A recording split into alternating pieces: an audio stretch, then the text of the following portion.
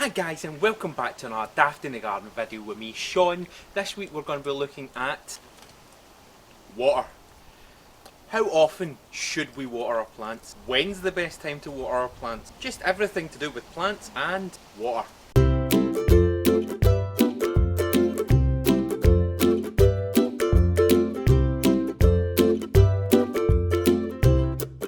So let's start with the important one. How often should I water my plants? Now, I'm not going to stand here and give you a one size fits all for plants because I'd be lying to you. I would love to, but I'd be lying to you. Every plant is different.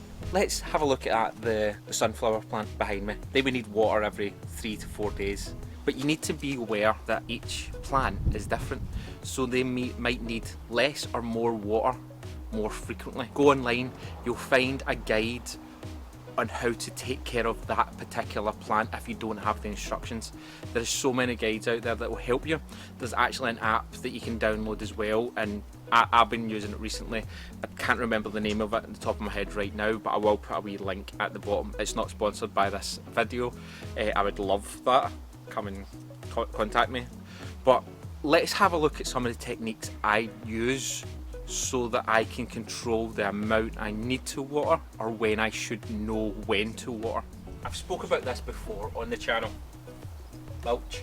Mulch is key to keeping your plant hydrated. When it's got high intense heat, your topsoil will dry out, which will mean that your plants will start to dry out. We don't want that to happen. I can feel that the top layer that I touched here was quite dry, but the lower level is still quite moist, which means when I get to the soil underneath, the soil is going to be nice and moist for the plants. The other technique is the plastic bottle. You get a plastic bottle or a glass bottle, whatever's easier, whatever's to hand for you, and all you do is fill it up with water, flip it upside down and put it in your garden. What you'll see in the background here is the old greenhouse roof that collapsed. I've taken the bottles from there, taken one of the ends off and just stuck that in the ground, meaning that it's easier for me to just pour the water in the top without getting any of the leaves wet, as due to the sun you can actually burn your plants if you're watering them during the day in that intense heat. It's like going to the seaside or going by the pool and you've had all your protective suntan lotion on all day, but then you go jump in the pool and you wash it off. The same thing happens to plants.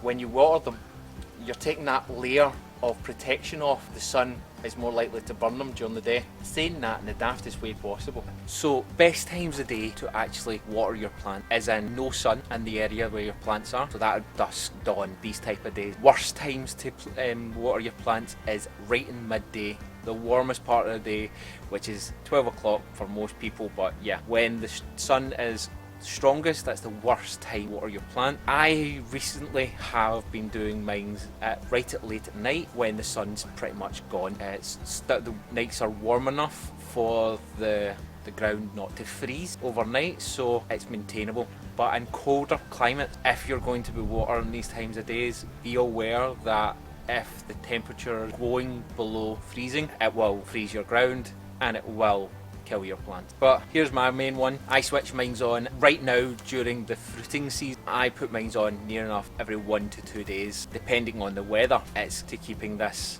as well watered as possible. During the fruiting season you will water more, in the early stages you may water less. Please remember that each plant has to have its own watering system. Some plant more, some plant less. Ballpark you would probably want to aim for is touch the soil, if dry, water. Now, I spoke about my raised garden area. Let's talk about my potted areas. These are the most important ones that everyone finds difficult to keep well hydrated, as there's less soil, and the reason why there's holes at the bottom of plants is so that the water can run, so you don't get root rot. So one of the things I've been doing again is getting plastic bottles, filling them up with water and placing them inside these pots, keeping the plants nice, lush and green. Right guys, that's the end of this week's video. Thank you so much for watching. I hope this video on water was useful for you. If it was, give us a wee thumbs up. Don't forget to comment. What other tips and hints do you know that you can tell me about in the comments below, and and I'll see you in the next one. Bye for now. Bye, bye, bye, bye.